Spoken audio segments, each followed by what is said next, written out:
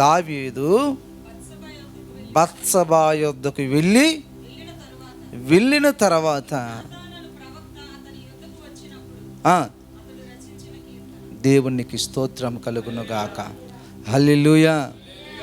ఈ యొక్క కీర్తన రాయబడినటువంటి సందర్భాన్ని గురించి ఆ అధ్యాయం 51వ అధ్యాయం పక్కనే కనిపిస్తుంది. దావీదు పాపము చేసిన తర్వాత, దావీదు పాపములో పడిపోయిన తర్వాత రమారమి సంవత్సరం దాటిపోతుంది, సంవత్సరం అయిపోయింది. అప్పుడు జరిగినటువంటి పరిస్థితులను దావీదు తాను దేవుని దగ్గర సరిచేసుకునే పరిస్థితిని మనం చూస్తాము. తను దేవుని దగ్గర బ్రతిమాలుకోవటం గురించి మనం ఈ అధ్యాయంలో చూస్తాము. జాగ్రత్తగా వినండి. దావీదు తన పాపమును గూర్చి తానే ఒక పుస్తకాన్ని రాసుకున్నాడు. నా ప్రియ దేవుని బిడ్డ, వాక్యం వింటున్న నీవు, సందర్భం రాయబడింది అక్కడ. ఆ మీద వచనాల్లో, ఆ యొక్క పై మాటల్లో, ఆ 51వ కీర్తన పక్కనే దావీదు బత్సబా దగ్గరికి వెళ్ళి నాతాను ప్రవక్త ద్వారా ఏం చెప్పబడిందమ్మా? బత్సబా దగ్గరికి వెళ్ళిన తర్వాత నాతాను అనబడినటువంటి ప్రవక్త అతని యొద్దకు వచ్చినప్పుడు రచించిన కీర్తన. జాగ్రత్తగా వినండి. Praise God. దావీదు వసంతకాలమున, యుద్ధం జరుగుతున్నటువంటి కాలమున, రాజు యుద్ధంలో లేడి పిల్లరా, మెద్ది మీద తిరుగుతున్నటువంటి దినం అది. అక్కడే తన యొక్క కోటకి ఆనుకున్నటువంటి తన సైనికుని యొక్క భార్య స్నానం చేయటం దావీదు చూసి దావీదు దగ్గర ఉన్నటువంటి దూతను పంపించి ఆ బత్సబా అనబడినటువంటి స్త్రీతో పాపం చేశాడు పిల్లరా. తర్వాత ఇది రాశాడు. తర్వాత అంటే సందర్భం ఏమిటి?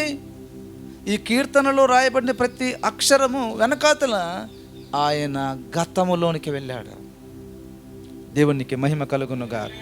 హల్లెలూయా. కొన్ని నెలలైంది, పాపం చేసి ఇంకెవరు చూడలేదనుకుని దులుపుకున్నాడు. కొన్ని నెలలైన తర్వాత ఆ అమ్మగారి దగ్గర నుంచి ఒక కవర్ వచ్చింది, ఆమె గర్భవతి అని.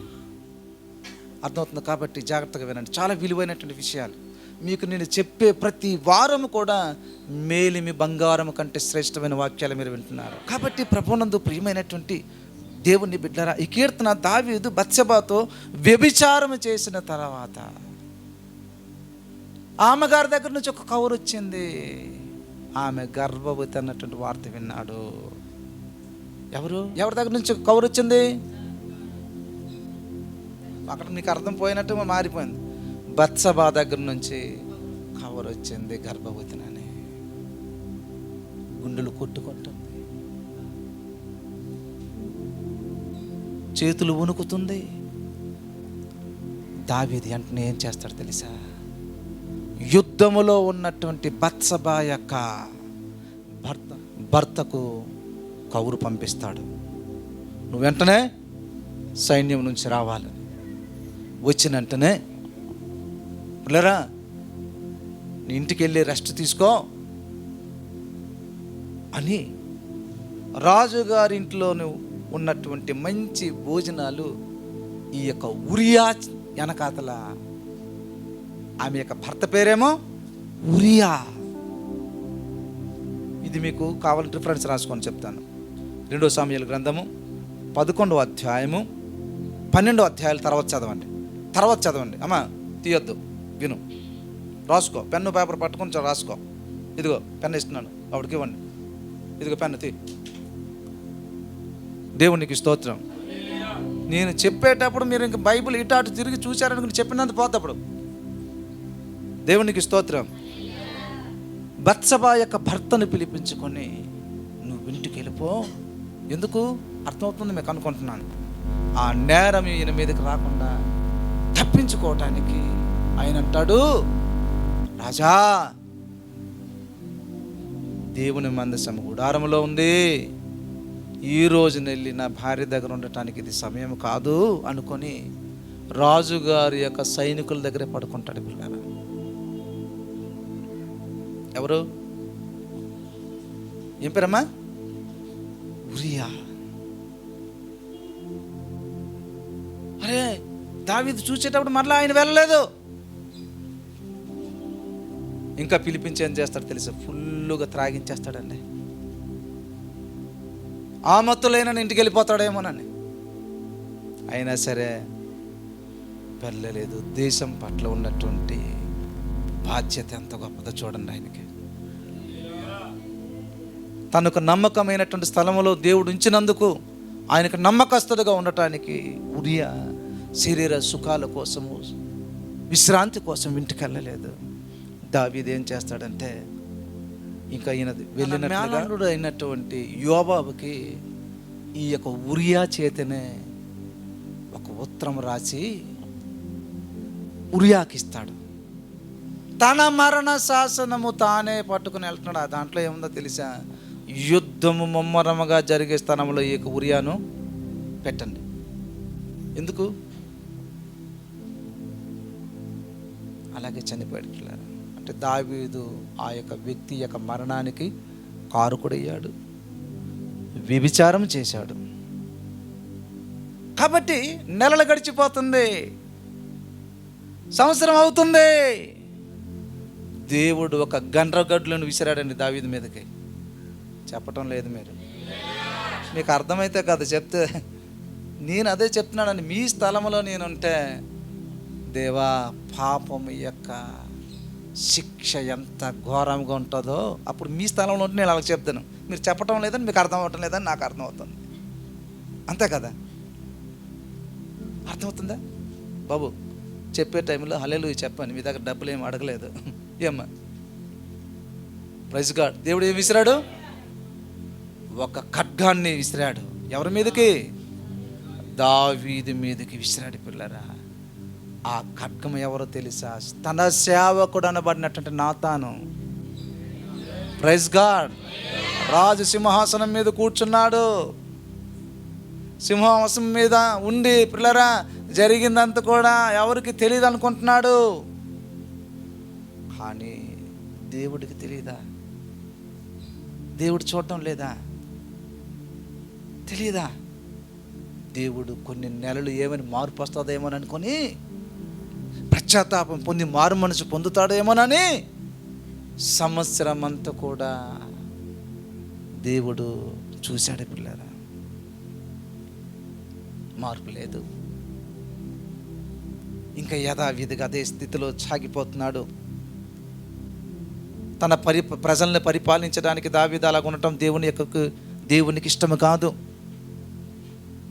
అందుకే దావీదు దగ్గరికి ఒక ఖడ్గాన్ని విసిరాడు దేవుడు. ఆ ఖడ్గం ఎవరో తెలుసా? నాతాను ప్రవక్త. దేవునికి స్తోత్రం. ఆయన వస్తూ ఎలాంటి పదునైనటువంటి కథతో వచ్చాడో తెలుసా? దేవుడు విసిరినటువంటి ఖడ్గం అంటే ఎంత పదునుగా ఉంటుంది. అది బలమైనటువంటిది. ప్రాణాత్మ మూలుగనలు సహితము కూడా విభాగించబడినంత వరకు కూడా దూచుకు వెళ్ళినటువంటి ఖడ్గాన్ని పంపించాడు ఆయన. ఒక కథతో వచ్చాడు దావీదు దగ్గరికి. నాతాన్, ఎలాగున్నావు? బాగున్నావా? అయ్యా, ఒక కథ చెప్తాను వింటారా అని నాతాను దావీదుకి అడిగారు. చెప్పు అన్నాడు. ఒక ఐశ్వర్యవంతుడు ఉన్నాడు, ఒక దరిద్రుడు ఉన్నాడయ్యా. దరిద్రుడికి ఒకే గొర్రె పిల్లయ్యా. ఐశ్వర్యవంతుడికి గొర్రెలుంది, గొడ్లు కూడా ఉంది. జాగ్రత్తగా వినండి, చాలా అద్భుతమైన వాక్య సందేశం. ఐశ్వర్యవంతుని ఇంటికి ఒక అతిథి వచ్చాడయ్యా. ఐశ్వర్యవంతునికి గొర్రెలు చాలా ఉంది, గుడ్లు చాలా ఉంది. దరిద్రుడికి ఒక్క గొర్రె పిల్ల. ఆ గొర్రె పిల్లకి ముద్దలు తినిపించేవాడయ్యా. ఆ ఒక్క గొర్రె పిల్లకి తన యొక్క కవిగిట్లో ఉంచుకునేవాడయ్యా. ఒక రోజున ఐశ్వర్యవంతుని యొక్క ఇంటి ఐశ్వర్యవంతుడి దగ్గరికి ఎవరు వచ్చారమ్మా? ఒక అతిథి వచ్చాడు. వచ్చేటప్పుడు వాడికి భోజనం పెట్టాలని వీడి దగ్గర ఉన్నటువంటి గొర్రెలు గుడ్లు దగ్గర నుంచి ఆశించలేదు. దరిద్రుడైనటువంటి వాడి దగ్గర ఉన్నటువంటి గొర్రెని ఆశిస్తున్నాడు. దాన్ని తీసుకున్నాడు, వంట చేసుకున్నాడు, తినేశాడు. అయ్యా ఇలాగ జరిగిందయ్యా అంటే చదవండి ఒకసారి. సమూయేలు గ్రంథము 12వ అధ్యాయము 2 నుంచి 4 వచనాల వరకు. ఒక్కడు ఐశ్వర్యవంతుడు ఏ ఖడ్గం పట్టుకొని వచ్చాడు? ఎటువంటి సబ్జెక్టుతో వచ్చాడు? గొర్రె పిల్ల కాదా, వినటానికి గొర్రె పిల్లే, కానీ వేస్తే మాత్రం పడ్డాడు. అలాగే ఉండండి, ఉంది, ఇంక ముందుకు చెప్తాను అవంతా. ప్రైజ్ గాడ్, హల్లెలూయా. చదవమ్మా. ఐశ్వర్యవంతునికి విస్తారమైన గొర్రెలు గొడ్లను కలిగి ఉండెను. అయితే ఆ దరిద్రునికి ఒక్క చిన్న ఆడగొర్రె పిల్ల దరిద్రుడికి ఉంది.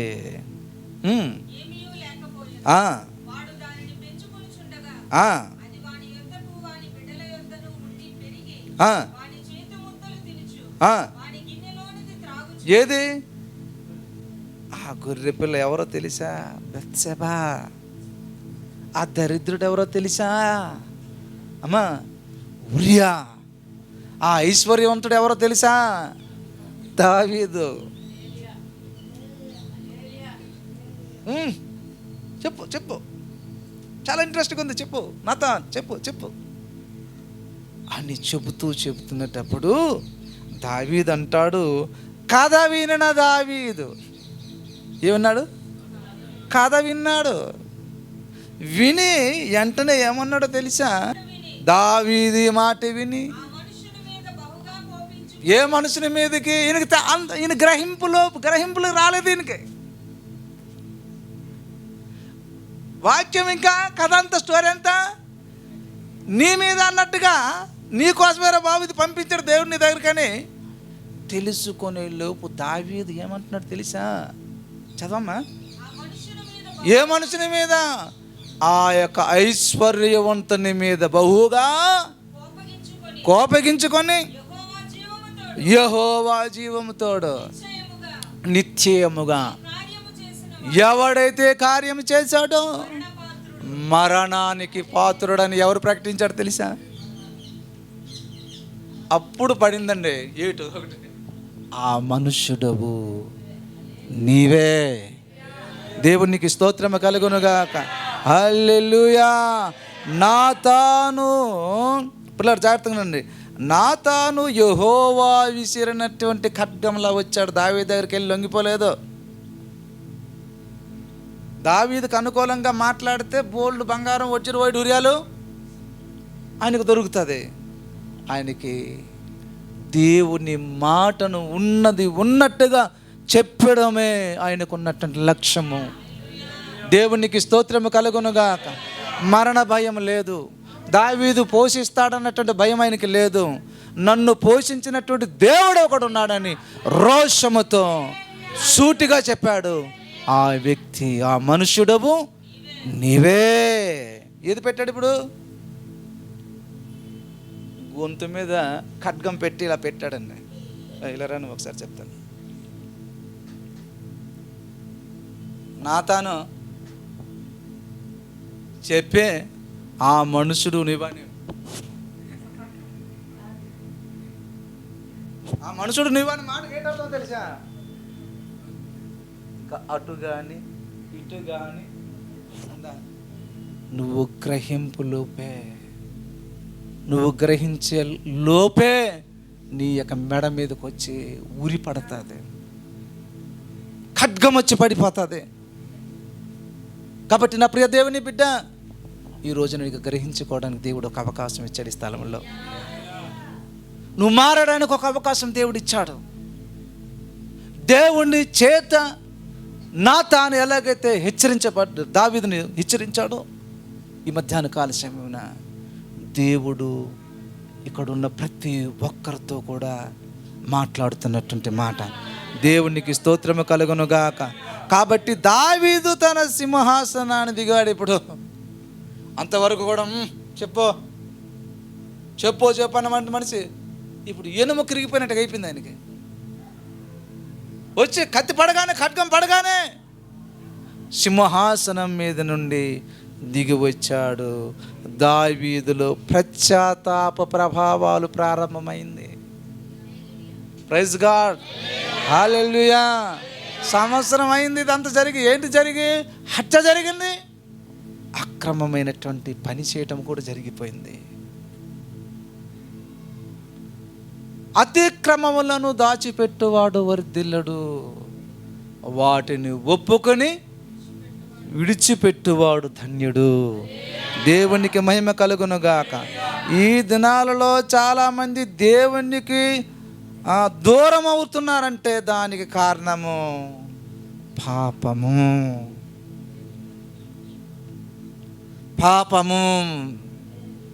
తాగుతున్నావు కాబట్టి రాలేకపోతున్నావు. అక్రమమైనటువంటి కార్యకలాపాల్లోకి దగ్గర అయిపోయావు కాబట్టి దేవునికి ఈ రోజున ప్రపంచంలో ఉన్న ప్రతి క్రైస్తవుడికి చెప్తున్నాను, రికార్డ్ అవుతుంది. ఈ రోజున చాలామంది క్రైస్తవులు దేవునికి దూరం అయిపోవడానికి గల కారణం ఏంటో తెలుసా? ప్రధానమైనటువంటిది పాపము పిల్లరా. ప్రైజ్ గాడ్, హల్లెలూయా. దేవునికి మహిమ కలుగునుగాక. కాబట్టి ప్రభునందు ప్రియమైనటువంటి దేవుని పిల్లరా, పాపము నిన్ను దేవుని మందిరానికి రానివ్వకుండా చేస్తుంది. పాపము నిన్ను ప్రార్థన చేయనివ్వకుండా చేస్తుంది. పాపము నిన్ను దేవుని యొక్క వాక్యం విననివ్వకుండా చేస్తుంది. పాపము నిన్ను బైబిల్ పట్టి తెరవటానికి నిన్ను ఒప్పుకోనివ్వదు. కాబట్టి నా ప్రియ దేవుని బిడ్డలారా, తమ్ముడో చెల్లులా, పాపం అంటే చూడండి, వినండి. పాపం ఎన్ని అక్షరాలమ్మా? 3 అక్షరాలు. ము. చెప్పండి, మన పాఠం ఏంటి? ము. 1వ తరగతి క్లాస్ ఇది. ఎన్ని అక్షరాలమ్మా? అమ్మా ప్రేమ కుమారే, పాపానికి ఎన్ని అక్షరాలు చెప్పండి? రాదు మనకి, చెప్పండి. 1 ము.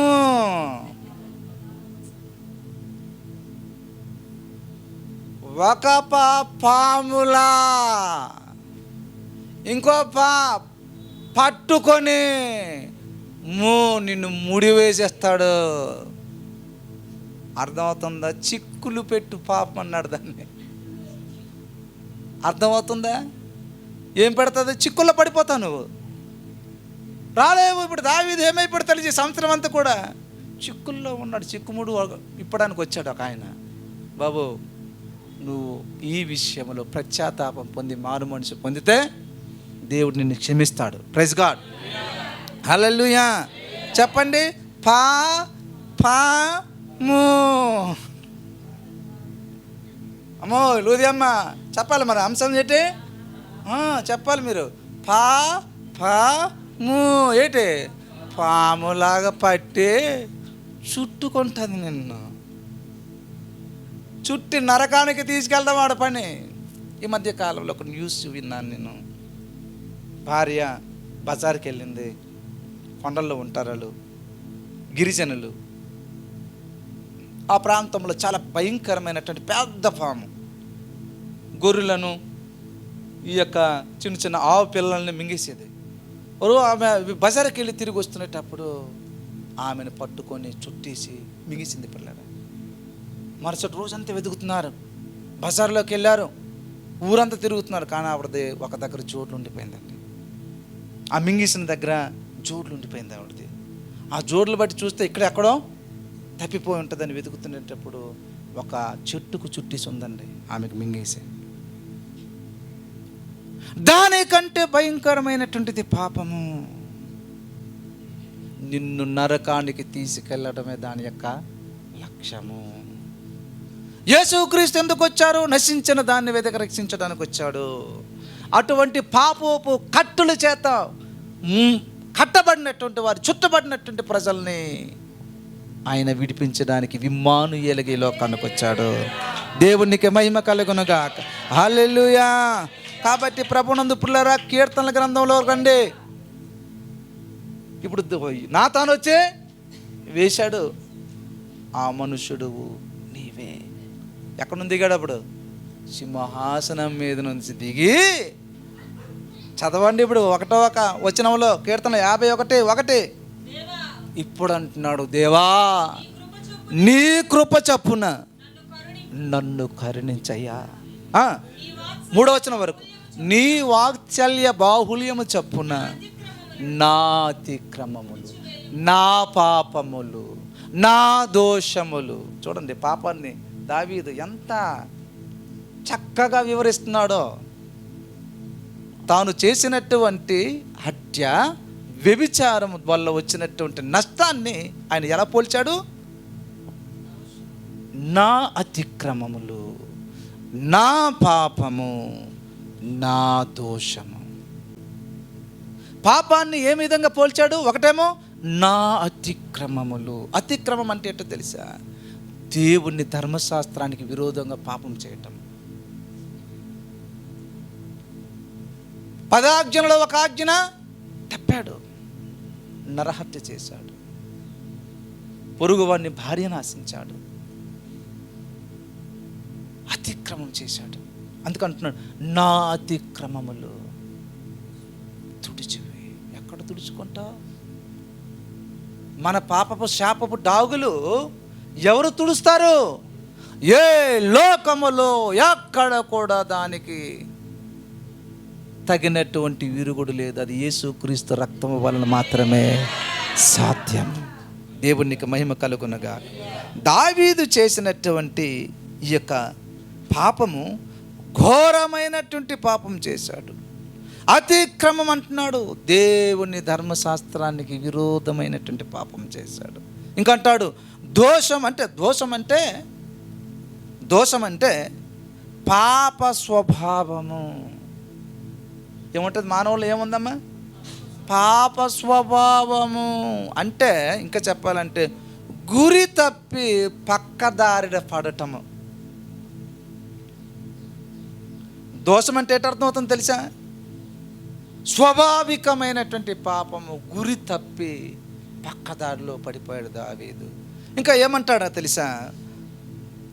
పాపములు అంటే ఇక్కడ పాపం గురించి ఏమని రాశాడు?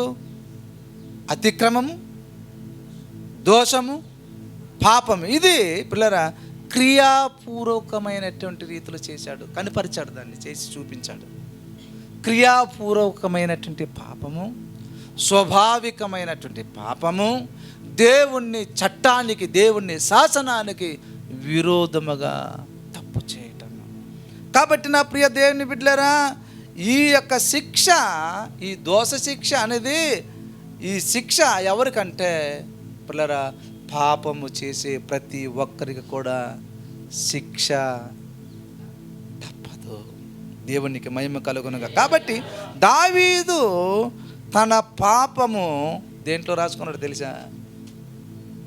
మీ చేతిలో ఉంది. ఎవరు రాశారనుకున్నారు? అది నాతాను వచ్చి వెళ్ళిపోయిన తర్వాత సింహాసనం దిగిపోయాడు. దిగిపోయి మాట్లాడుతున్నాడు, నా అతిక్రమము, నా దోషము, నా పాపము తుడిచివేయి. మన వాక్యపు అంశం ఏంటో తెలుసా? తుడిచివేయము. ఏ గడ్డకెళ్ళి పాపపు డాకులు వెళ్ళి నువ్వు కడుక్కున్న పోతుంది. కడుగుమంటాడు. ఇంకా కొన్ని బట్టలు మురికిపోదని మరిగే నీటిలో పౌడర్ వేసి ఎందుకు? పట్టినది వగలాలంటే చెప్పాలి, మాట్లాడడం తప్పదయ్యా. ఇంకో కొంతమంది కర్రతో కొడుతున్నారు అలాగా, బట్టలు దగ్గర బొంతలు దుప్పట్లు. పట్టినట్టు మురికిపోవాలంటేనే చాకలవాని యొక్క సబ్బు కూడా మన పాపాలను కడగలేరు. అది యేసుక్రీస్తు రక్తము ద్వారా ఉచితముగా శుద్ధునిగా చేసేస్తుంది. దేవునికి స్తోత్రము కలుగునుగాక. కాబట్టి ప్రభువునందు ప్రియమైనటువంటి దేవుని బిడ్డలారా, జాగ్రత్తగా వినండి. దావీదు తన పాపమును ఎక్కడ రాశాడమ్మా? చెప్పండి, ఎక్కడ రాశారు? గోడ మీద రాసుకున్నాడా? ఇసుక మీద రాసుకున్నాడా? పుస్తకానికి ఎక్కించాడు. అది చూసేటప్పుడు ఎలా కనిపించేది? ఆ పుస్తకంలో రాసినటువంటి ప్రతి పదం చదివేటప్పుడు ఏమనిపిస్తుంది? దానికి భయం వేస్తుందండి, దడ పుట్టుకుంటుందండి. ఇటు మరణం నుంచి నన్ను ఎవరు ఇడిపించగలరు? ఇప్పుడు నేను దోషంలో ఉన్నాను, పాపంలో ఉన్నాను, ఆజ్ఞను అతిక్రమించాను. ఇప్పుడు నేను నరకానికి పాత్రుడిని. పాపం వల్ల వచ్చి జీతము మరణము, నిత్య నరకాగ్ని గుండము. ఇటు మరణం నుంచి తప్పించడానికి యేసుక్రీస్తు ఈ లోకానికి వచ్చాడు. దేవునికి మహిమ కలుగునుగాక. హల్లెలూయా, హల్లెలూయా. అది చదివేటప్పుడు ఏమనిపిస్తుంది? ఇప్పుడు ఆయనకి ఉరియా యొక్క హత్య కనిపిస్తుంది. బత్షెబతో చేసినటువంటి పాపము కనిపిస్తుంది. ఆయనకు ఏం కోరుకుంటున్నాడు? తన పాపమును దావీదు, దేవా ఈ పాపమును తుడిచివేయు, నువ్వు మాత్రమే చేయగలవు. అది దావీదుకు తెలియదు. అది తెలిసలేదా? ఒక రాజ్యానికి చక్రవర్తి, తెలియదు ఆయనకి. ఎక్కడికి పోయినా మంత్రగాళ్ళ దగ్గరికి వెళ్ళినా నా పాపం పోదు, పుణ్యనదుల్లో మునిగినా నా పాపపు డాగులు పోదు, వస్త్రాలు అన్నదానాలు చేసిన నా డాగులు పోదు. అది నీ వల్ల మాత్రమే సాధ్యము. 2, తాను చేసిన పాపమును బట్టి పశ్చాత్తాపం పడుచున్నాడు. ఇప్పుడు ఈ కీర్తన అంతా కూడా ఏం కనిపిస్తుందో తెలుసా? ఈ కీర్తనకి మనం ఏం పేరు పెట్టాలో తెలుసా? పశ్చాత్తాప కీర్తన. చెప్పండి. 51వ కీర్తన అనేది పశ్చాత్తాప పడ్డము. దేవుని ఎదుట పశ్చాత్తాపం పడుతున్నాడు దావీదు. కాబట్టి నా ప్రియ దేవుణ్ణి బిడ్డలారా, చదవండి 4వ వచనం. నేను పాపము చేసి ఉన్నాను అంటున్నాడు. చదవండి. నీకు కేవలం నీకే విరోధముగా నేను పాపము చేసి ఉన్నాను. ఎవరు రాసుకున్నారు అమ్మా?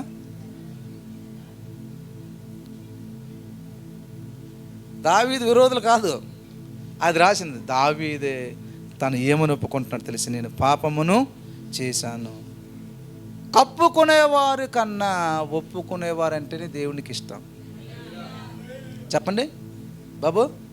కప్పుకునేవారి కన్నా ఒప్పుకున్నవారంటేనే దేవునికి ఇష్టం అండి.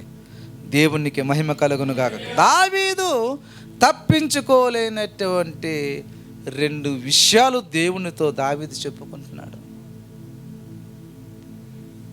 దావీదు తప్పించుకోవడానికి అవకాశం లేనటువంటి 2 విషయాలు చెప్తున్నాడు ఆయన. 1, తన పాపము తనను వెంటాడుతున్నటువంటి పాపము ఇక్కడ మనకు కనిపిస్తుంది. కాబట్టి నా ప్రియ దేవుని బిడ్డలారా, అక్కడ చదవమ్మ ఒకసారి ఆ మాటలే. నీ దృష్టి ఎదుట నేను చెడుతనము చేసి ఉన్నాను కావున. చూడండి, తన పాపము తనకు మొదటిదేమో 2 విషయాలు ఆయన్ని ఏం చెప్తుంది తెలుసా? 2 విషయాలు దేవునితో చెప్పుకుంటున్నాడు. తప్పించుకోలేనటువంటి విషయాలు చెప్పుకుంటున్నాడు. ఏమంటున్నాడు తెలుసా? 3వ వచనం చదవమ్మ ఒకసారి. నా పాపము ఎల్లప్పుడూ నన్ను వెంటాడుతుంది, నా ఎదుటే వెంటాడుతుంది. కూర్చున్నా, నిలబడినా, డైనింగ్ టేబుల్ దగ్గర కూర్చున్నా ఊరియా యొక్క హత్య ఆయనకి ప్రత్యక్షమవుతుంది. ఎంతకాలమైంది? సంవత్సరం సాగుతుంది ఈ కథ అంతా. ఈ సంవత్సరం అంతా కూడా ఏం జరుగుతుందో తెలుసా? హృదయంలో ఆయనకు ఒక పాపము. అందుకే ఏమంటున్నాడు? నా పాపము ఎల్లప్పుడూ నా ఎదుటే ఉన్నది. కాబట్టి ప్రభునందు పిల్లరా, రెండోది తన పాపమునకు లేక తన పాపము తనకు భయాన్ని పుట్టిస్తుంది. ఒకటేమో దావీదు చేసిన పాపము తనను వెంటాడుతుంది. 4వ వచనం చదవండి. కేవలం నీకే విరోధముగా నేను పాపము చేసి ఉన్నాను. ఏం పెడుతుంది ఇప్పుడు ఆయనకి? దేవునికి విరోధమైన పాపం చేసి ఇప్పుడు ఏమవుతున్నాడు తెలుసా? భయపడుతున్నాడు. పిల్లరా, ఈ రోజున చాలామందికి భయం లేదండి. భయము, దేవుని భయం లేదు పిల్లరా. కానీ అది నిన్ను వెంటాడుతూనే ఉంటుంది. ఒక రోజున నీ మెడ మీదకి వచ్చి ఖడ్గంలా పడుతుంది. అప్పుడు ఆ మరణం నుంచి నిన్ను ఎవరు తప్పించలేరు. ఇప్పుడు తప్పించడానికి దేవుడు ఒక అవకాశం నీకు ఇక్కడ ఇచ్చాడు. నువ్వు దావీదులాగా దేవుని దగ్గర నూతనమైనటువంటి వ్యక్తిగా నువ్వు సరి చేసుకుంటానే సరే,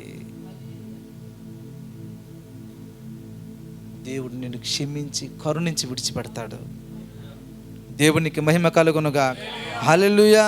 కాబట్టి దేవునికి విరోధముగా పాపము చేయటం అనేది చాలా భయంకరమైనటువంటిది. దేవునికి అంటున్నాడు, దావీదు అంటున్నాడు, అమ్మా చదవండి, కేవలము నీకే విరోధముగా పాపము చేశాను. ఏ స్థాయి అయినది? దావీదు యొక్క స్థాయి ఏమిటో తెలిసే? మొదటిగా గొర్రెలను కాచుకునేవాడు, ఊరి వేలపట్ల ఉండేవాడు, పొలాల్లోనూ కొండల్లోనూ లోయల్లో ఉన్నటువంటి వాడు. అలాంటి వ్యక్తిని తీసుకొచ్చి అమాంతంగా ఎత్తుకొని సింహాసనం మీద కూర్చోబెట్టాడు. హత్య చేయటానిక? దావీదు, నేను రాజుగా చేశాను. అక్రమమైనటువంటి దారి త్రప్పడానిక నీకు సింహాసనాన్ని అప్పగించాను. కాబట్టి నా ప్రియ పిల్లరా, దేవుని బిడ్డలారా, దావీదుకి ఎప్పుడు వెంటాడుతుంది, హత్య కనిపిస్తుంది ఆయనకి. ఊరియా యొక్క నీతిమంతుని యొక్క మరణానికి కారుకుడయ్యాడు. జాగ్రత్త వినండి. తన పాప స్వభావాన్ని తెలుసుకున్నటువంటి దావీదు ఇక్కడ తన స్వభావం ఏటో దావీదుకి తెలిసిపోయింది. ఇప్పుడు తెలుసుకున్నాడు. చాలామంది తెలుసుకోవటం లేదు. ఏముందలే, దావీదు చేయలేదేట, జేమ్స్ చేయటం లేదేటే, బర్నబా తాగటం లేదేటే, ఆల మీదకి వీళ్ళ మీద తిప్పలేదైనా స్టీరింగ్. దావీదుకి స్టీరింగు ఆల మీదకి వీళ్ళ మీదకి పెట్టలేదు. కేవలం నీకే నేను విరోధముగా, సూటిగా, దేవునితో సూటిగానే. దావీదు పరిస్థితి ఎలాగొచ్చిందంటే, నువ్వు క్షమించుతావు అంటేనే ముఖం ఎత్తుతాను, ఎవరైపో లేకపోతే ముఖం ఎత్తాను. కాబట్టి నా ప్రియ దేవుని బిడ్డలారా, దావీదు పతనమైనటువంటి ఆదాము సంతానం నుండి వచ్చిన వాడే కదా. ఈ పాప స్వభావం అనేది ఎక్కడి నుండి వచ్చింది? ఆదాము సంతానం నుండి వచ్చిన మనకందరికీ కూడా పాదులాగా బీరకాయ పాదు, ఆనపకాయ పాదు, గుమ్మడికాయ పాదు అల్లిసిందండి ప్రపంచం అంతా కూడా. ఆ సంతానం నుండి వచ్చినటువంటిది ఏ స్వభావం? చెప్పండి. పాప స్వభావం. దీనికి విరవాలంటే ఆయన విడుచుకున్నాడు సమస్తాన్ని. దీన్ని, ఈ యొక్క పాపపు స్వభావం నుంచి మనిషిని బయటికి తీసుకురావాలంటే ఎవరు వెళ్ళరు.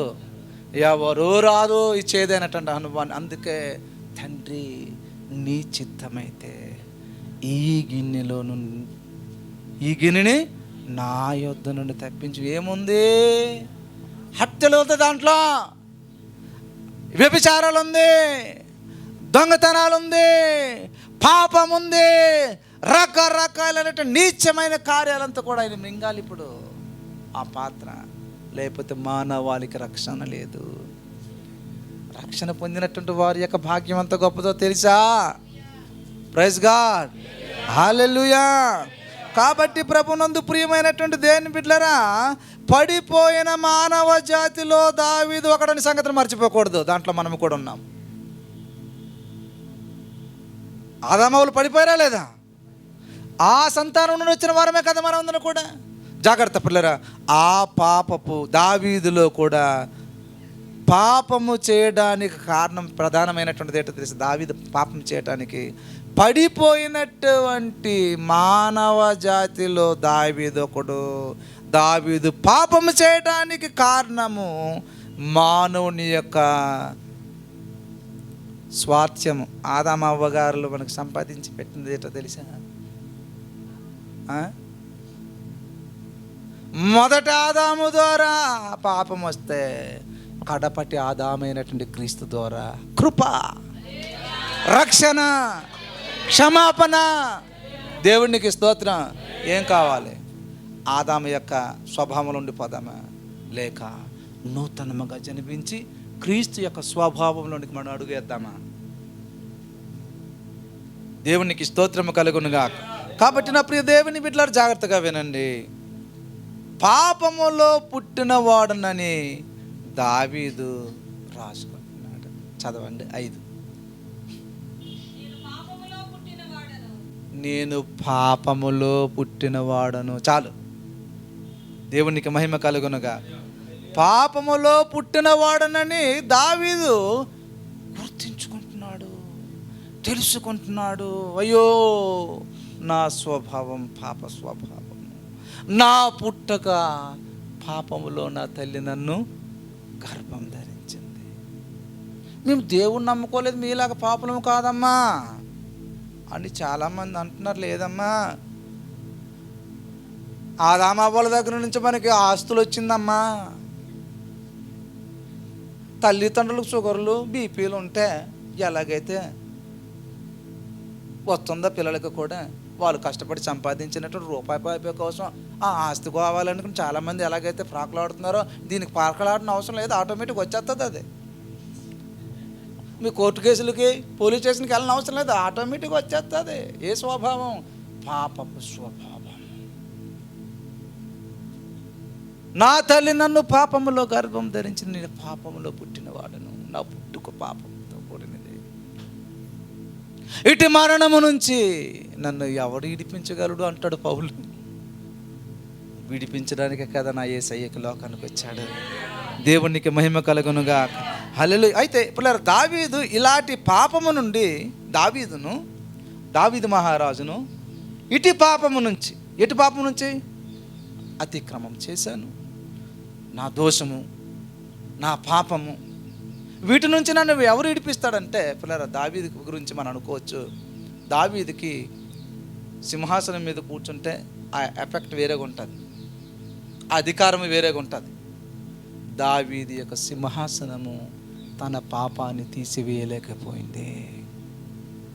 దావీదుకు ఉన్నటువంటి అధికారము తన పాపము నుండి తీసివేయలేకపోయింది. దావీదుకున్నటువంటి అనేకమైన సేవకులు ఉన్నారు తన రాజ్యంలో, వారు కూడా ఈ పాపాన్ని తీసివేయలేకపోయారు. దావీదుకున్నటువంటి గొప్ప సైన్యం ఉంది ఆయన దగ్గర, ఆ సైన్యంలో ఉన్నటువంటి వారు కూడా ఈ పాపపు రోగాన్ని, అందుకే అంటాడు, హిస్సోపుతో నన్ను కడుగయ్యా. హిస్సోపుతో ఎవరికి శుద్ధి చేస్తారు తెలుసా? కుష్ఠరోగికి. దావీదు పాపపు కుష్ఠు నంచుకున్నాడు, ఆయనకి తెలిసి, అందుకే అంటున్నాడు, హిస్సోపుతో నన్ను కడుగయ్యా. అందమ్మా మాటలు ఎన్నో వచనం చదవమ్మా? 7వ వచనంలో, హిస్సోపుతో నా పాపములు పరిహరింపము, భిమ్మము కొంటే అంటే ఏమైపోయింది? ఏమైపోయింది? తెల్లగా అంటే అంతకుముందు ఏమైపోయింది? తెల్లగా అవడానికి ముందు హత్య, వ్యభిచారం అనబడినటువంటి పరిస్థితుల్లో తన యొక్క వస్త్రాన్ని డాగుల చేత అంటించుకున్నాడు. కాబట్టి ఏమంటున్నాడు? హిమం అంటే హిమాలయ మంచు కంటే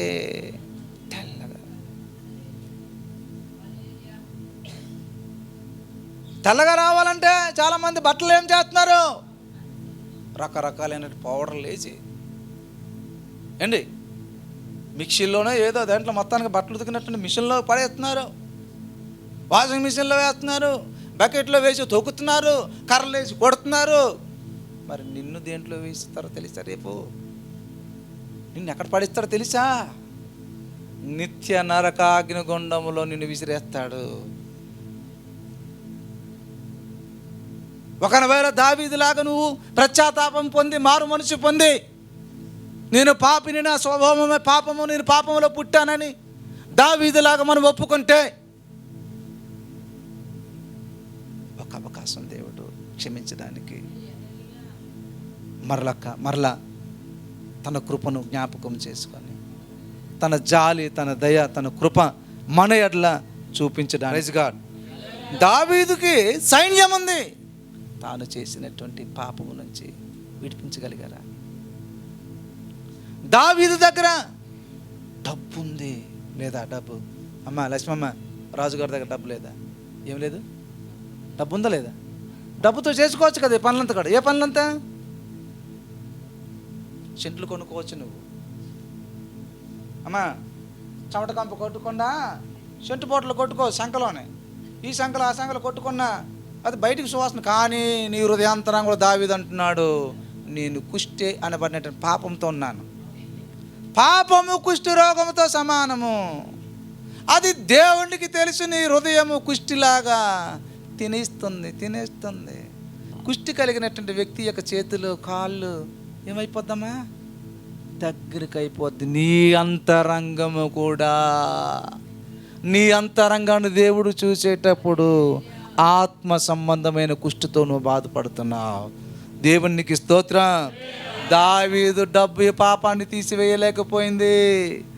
దావీదుకు ఉన్నటువంటి పేరు ప్రఖ్యాతులు, జ్ఞానవంతుడు. ఆ జ్ఞానము, పేరు, డబ్బు, అధికారము, సింహాసనము ఏది కూడా తీసివేయలేకపోయిందని దావీదు ఎవరి దగ్గరకు వచ్చాడో తెలిసి ఇప్పుడు సింహాసనం మీద దిగి హిస్సోపుతో నన్ను కడగయ్యా. దేవునికి స్తోత్రం. పాపము తెచ్చినటువంటి చెవిటి దావీదుకి ఏమొచ్చింది అమ్మా? దావీదుకి ఏమొచ్చింది? చెవిటి. చదవండి, మీకు చూపిస్తాను. 8వ వచనం చదవమ్మా. ఉత్సాహ సంతోషములు నాకు వినిపింపుము. ఉండండి చదవండి, ఆ మాట చాలండి. ఉత్సాహ అంటే ఏం వినిపించలేదు? ఇంతవరకు ఏం వినిపించడం లేదు. చెప్పాలి. ఏమంటున్నాడు? ఉత్సాహ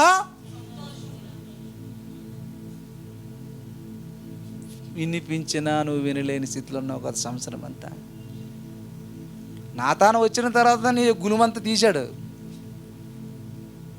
అర్థమవుతుందా?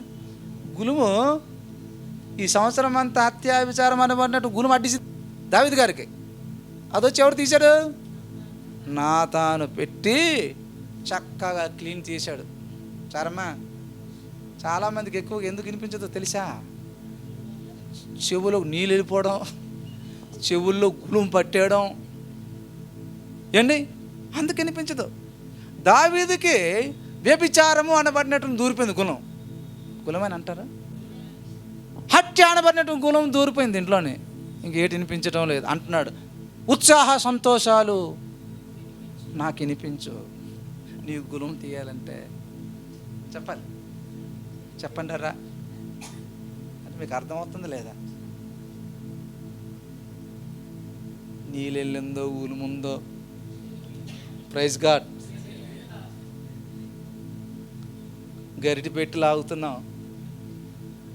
ఉత్సాహ సంతోషాలు వినిపించాలని. ఇంకా నువ్వు వినకపోతే అదే గడ్డ కట్టేస్తుంది. గడ్డ కట్టేసి అలాగే చచ్చిపోయి ట్రైన్ పట్టాల మీద ఒకడు అని కొట్టినాడు, లేవటం లేదు. పెట్టుకున్నాడు రెండు పెట్టుకుని ఫోన్లో వస్తున్నాడు అని కొట్టుకొని వచ్చిన నువ్వు తీయాలి. ఏది కొంతమంది ఈర్ బడ్స్ పెట్టుకుంటున్నారు, అది తీయకుండా నువ్వు వచ్చి వాక్యం విన్నా ప్రయోజనం లేదు. తీయాలి. నీ కనభేరుల్లోనే ఉత్సాహ సంతోష గానాలు దేవునికి స్తోత్రము కలగ. ఒకప్పుడు అండి, జాగ్రత్త వినండి, ఈ రెండు కార్యక్రమాలు దావీదు చేయకముందు దావీదు రాజభవనంలో ఏం చేసేవాడు తెలుసా? రాజా నీ సన్నిధిలో సంతోషించి స్తుతించేదాను. ఎప్పుడు ఈ హత్య, ఈ అక్రమ కార్యక్రమం జరగకముందు ఏం చేసేవాడు తెలుసా? తీయడం, సితార, కూర్చోవడం సింహాసనం మీద, సుగుణాల సంపన్నుడా స్తుతి గానాల సంవత్సరం అయిపోయింది, పాడావు అప్పుడు. ఇప్పుడు ఏమైపోయింది? సీతారా బూజు పట్టించింది. ఏమైపోయింది? పాపములో పడినటువంటి వ్యక్తి ఏం పాడతాడండి? పాట వింటాడా? పాట వింటాడా? అందుకే అంటున్నాను, పాపంలో పడినటువంటి వ్యక్తి దేవుని దగ్గరికి రాలేడు. పాపంలో పడినటువంటి వ్యక్తి దేవుని గురించి చెప్పండి ఒకసారి. నీ దగ్గర ఒక 5 నిమిషాలు నిలబడరు. ఉండు, నాకు పని ఉంది, వస్తాను. వస్తాను. ఇంకేదైనా చెప్పు, పాపానికి ప్రోత్సహించింది చెప్పు. ఇంక నీ ఇంటికి వస్తారు. చెప్పా ఇలా చేసిన తప్ప కాదా చెప్పా. ఇంకా ఆవిడ ఇల్లు వగలవు నువ్వు, ఇంకా వాడితో జట్ట వగలవు ఇంకా నువ్వు.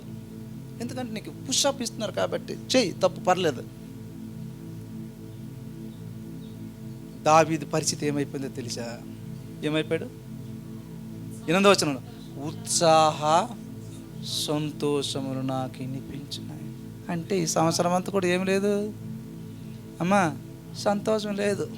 తిన్నట్టుగా ఉండడం లేదా? ఏమైందంటమ్మా? ఇవిడికే తింటుంది, తినకపోయినట్టుగా ఉంటుందంట. సంపాదిస్తున్నారు, చినిగిపోయినటువంటి సంచి. ఒక ఆవిడ వచ్చేదండి, దేవుడిని నమ్ముకున్న ఆవిడ, కాయగూరలు అమ్మేది. సిక్కమనా యేసయ్య పాటలు, స్తుతి గానాల వారసుడా అని తిరిగి దేవుని స్తుతించేదే. 2 అంతస్తులు కట్టుకుందని దేవుని కృపను బట్టే ఈ పాటలు మోగిపోయింది. ఏది సిక్కంలో ఉన్న పాటలు మానేసింది. ఇంకా లోక సంబంధమైన కార్యకలాపాల్లో పడిపోయింది. దేవుడి గురించి అంటే కూర్చొని వినేది. రామ్మకు వస్తా దేవుని గురించి చెప్తానంట, అయ్యగారు వేగంగా వెళ్ళిపోవాలని ఇంటికి. ఎందుకు పిల్లరా? ఈ రోజున దావీదు యొక్క పరిస్థితి ఏమైపోయింది తెలుసా? తను వేదనకు గురి చేసింది. పిల్లలు సంవత్సరం అంతా కూడా ఒకటే బొమ్మ కనిపిస్తుంది. ఏంటి? మటర్ కనిపిస్తుంది, అక్రమమైనటువంటి పనిని కనిపిస్తుంది. దావీదు లాగా నువ్వు ప్రభువు దగ్గర ఒప్పుకుంటే దేవుడు ప్రేమ కలిగినటువంటి వాడు నిన్ను క్షమించి, దావీదు అంటాడు, రక్షణానందము నాకు నూతనము. చదవమ్మా మాట, ముగిస్తున్నాను, లాస్ట్ ఈ మాట చెప్పేసి. నీ రక్షణానందము మరలా పుట్టించము. ఇది నూతనముగా జన్మించినటువంటి అనుభవం అంటారు దీన్ని. Praise God. మనం ఇక్కడ ఉన్న ప్రతి ఒక్కరము కూడా ఏ అనుభవం కలిగి ఉండాలి తెలుసా? నూతనమైనటువంటి జన్మ యొక్క అనుభవం కలిగి ఉండాలి. పాత జనం వైపు వెళ్ళొద్దు, పాత అలవాట్ల వైపు వెళ్ళొద్దు. నూతనమైనటువంటి క్రీస్తు యొక్క మార్గాల వైపు మనం వెళ్దాం. అందరూ కూడా మోకరించండి, ప్రార్థన చేసుకుందాం. మోకరించండి.